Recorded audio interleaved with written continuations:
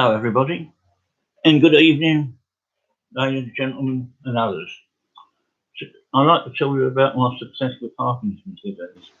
I've given help, hope, and inspiration to thousands around the globe. This is how I got there. It all started in 1946, for my birthday.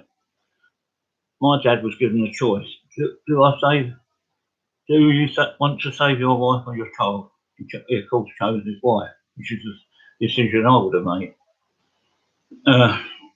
Luckily, our local GP was in the hospital at the time. In the hospital, not knowing much about cesareans, and our GP was an expert on them. He managed to save both of us. I was breached in 1946 and weighed 10 pounds 4 ounces. Now that's quite big, just for a normal birth. But there you go. Right, I got through that. 18 months old, my bowels collapsed. I was rushed to hospital by the boy in the post office next door because there weren't any public telephones in those days. And on arrival, my parents had told us that if I waited for an ambulance, I would have been gone. So thanks to that lad. At the age of 3, I was presented with a baby brother. Melvin was his name. Great lad, he's been my best friend forever, from that day until now, and hopefully even many more years. When Melvin was about 2 years old, he was rushed to hospital and had to have a circumcision because he was in a pool of blood in his crown. And it's a good start, isn't it? Throughout the early school years, I was to and from hospital twice a week because of the damage done to me on birth. I managed to put most things right, but they forgot my head. That's why I'm mad now. Right. About 8 years old, I went to an outdoor swimming pool with the primary school, and I was walking towards the deep end. I didn't realise it was deep end. I thought it was all the same depth. But the teachers were shouting at me, and I turned around to look, and I slipped under at the deep end. And who should jump in? My favourite math teacher, Mr. Matthews. He came from Grimsby. He jumped in, fully clothed, and caught me out. That was another escape I had. And between the ages of 16 and, well, my dad died in my arms a month after my 16th birthday of a massive heart attack. Between 16 and 20, I worked in a paper mill. I had 3 accidents: a broken elbow, split me one finger, and cut me little toe off of my right foot, which was sewn back on without anaesthetic, and that hurt. Oh, one more. Before I started working in the paper mill, 14, just before my 15th birthday, I worked down at a place called ICT Computers and Tabulators. I used to ride my bike from South Darren to Powder Mill Lane, where the place was situated, in Dartford, every day. And after about a year of that, my mum said to me, "Keith, don't ride your bike today." I said, "Why, Mum? I've been all right so far." She said, "Keith, you're not riding your bike today. Please don't. You're going to have an accident." I thought, no, the rubbish. So I got on my bike, jumped on, pedalled about 4 miles to Powder Mill Lane, turned in. I thought, "Mum, you were bloody wrong. I ain't had no accident."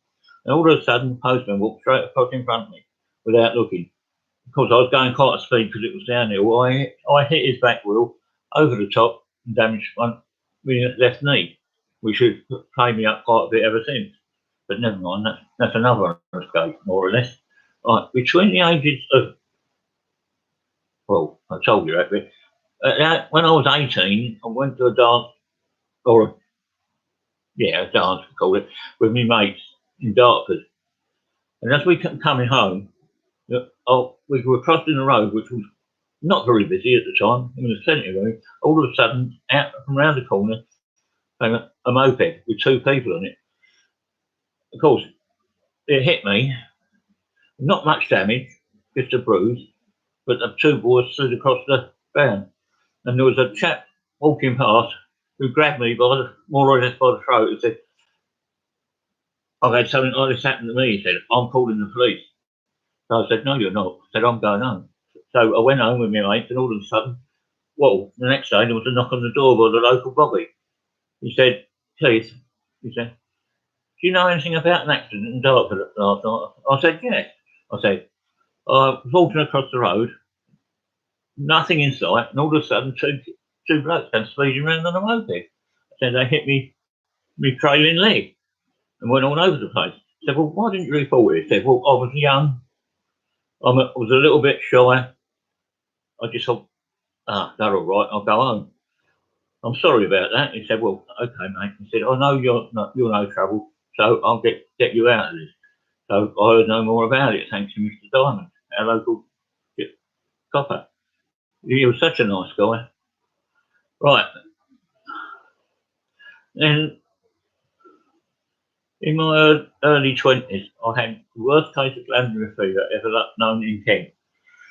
Yet my GP thought I was gone 2 or 3 times. That's another couple of times I've beat the Reaper. Now, all the time this was happening to me, I forgot the word.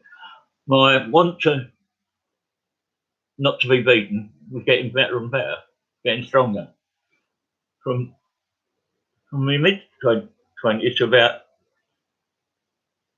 35, 40, I had bronchitis, severe bronchitis every year. And all of a sudden, it just went. It's never been back since. Why it went, I don't know. Perhaps it didn't like me. But there you go. Right. And at the age of 45, 40, I was watching films with my family one Easter, and all of a sudden, I doubled up in pain. So I thought, oh, they're enjoying this film. I'll wait till it finishes. Shall I do anything about it? Film finished, I went out to the room, I collapsed on the floor.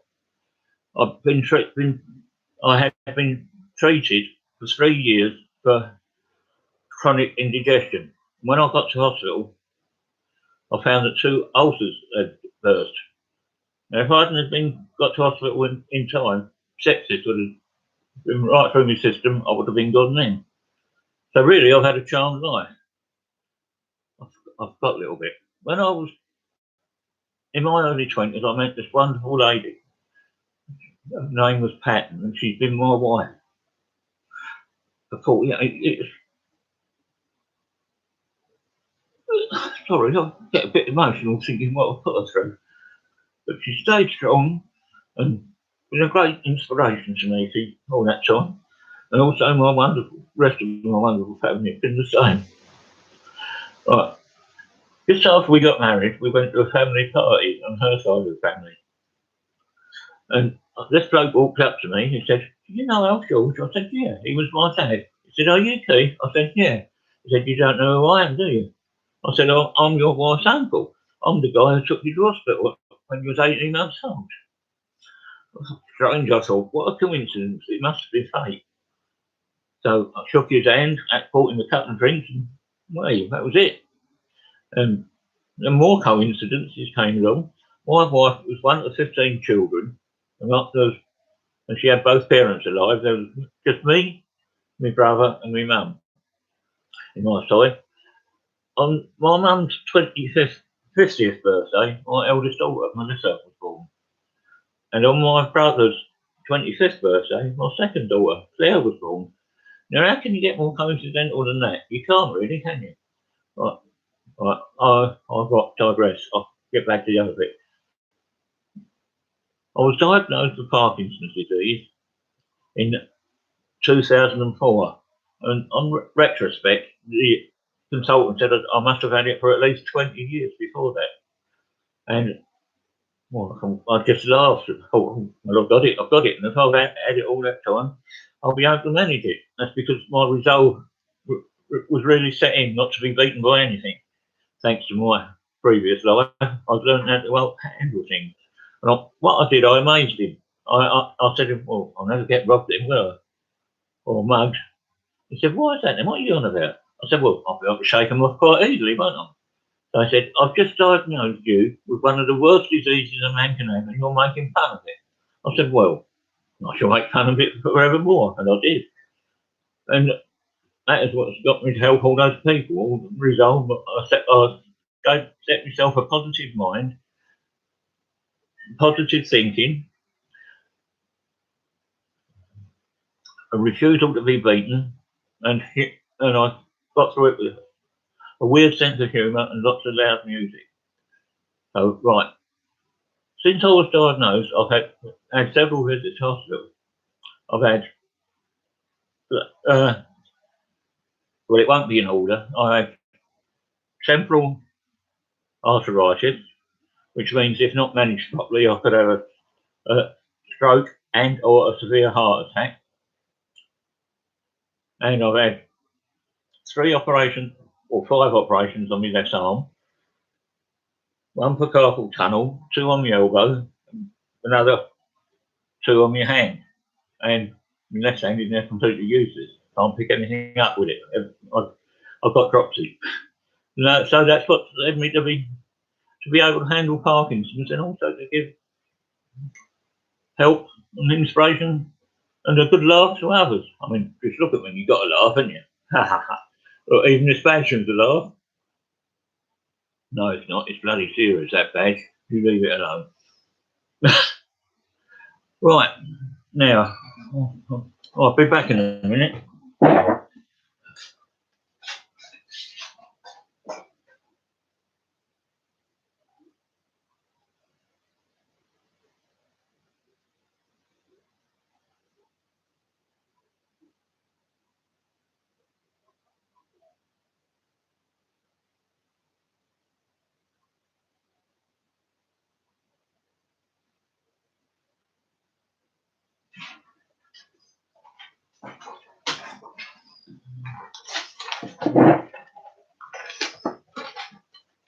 Right, for those of you not aware of this disease, I've written a little poem that might help you. I've got to read it from my notes because my memory's no good. Right, here we go. I looked up to the clear blue sky and saw a plane flying up high. I wished in my head it would take this curse. There can't be much to make me feel worth. Never again with buttons to fumble. Never again to fall or stumble. Never again to suffer from soul-destroying pain. Never again to face uneducated disdain. Never again to take an hour igniting a call of nature. Never again to be in hospital getting many a suture. Never again to be regarded as second class. Never again to stand aside for people to pass. Never again to hear words of derision. Never again to struggle to find a comfy position. Never again to shake like a leaf. Never again to fight for self-belief. Never again to have nightmares and freak out. Never again to be harassed at a busy checkout. To lose all these things will be so sweet and pure, but it will not happen till we found a cure. Believe it or not, I gave that poem the title of Never Again. Right. Also, there's a little story poem that I've written as well. Here we go. It's called A Day in the Life by the Mad Party. Right. I woke up with the break of dawn, passed some wind and had a good yawn. Heard the birds with the songs they sing and thought, hey man, this is death, my thing. Looked to the window, saw the rising sun. Maybe today will be full of fun. Then I struggled to get out of bed, fell to the floor and cut my head. Wife yelled up, what was that thud? As I staggered to the bathroom to stem the blood. When I had cleaned up in there, I made my way to the bottom stair. From there, I was just about able to walk very slowly to the breakfast table. Wife said, how do you feel? I said, okay, and started my meal.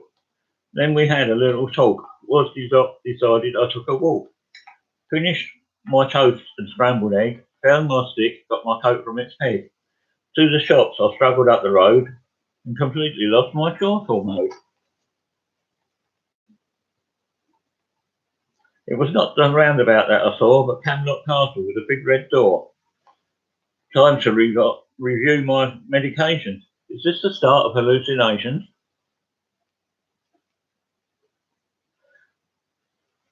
Some geezer said, "What a pain expression." Said, "I think I'm sliding into depression." Then I looked up to the morning sky. Shoulders slumped. I started to cry. Sky's up there so clear and blue. I'm down here wondering what to do. Turned around and started to roam in the direction where was my home. Really is a terrible day.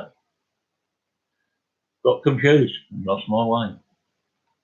Rang my wife and said, "Get off the computer. Come and find me. Bring my scooter." Rest of the day was full of pain. Began to feel my confidence drain. Interspersed many short sleeps and lots of wakes. Interspersed with terrible shakes. At nightfall, wife helped me to bed. Glad to rest my weary head. I woke up at the break of dawn. A much better day was this morn. Determination, that's what done it. That's what it was. Right, I don't know if I told you the chat title, but it's A Day in the Life. Right, now, anybody got any questions? Doesn't seem to be anybody here. Nobody here?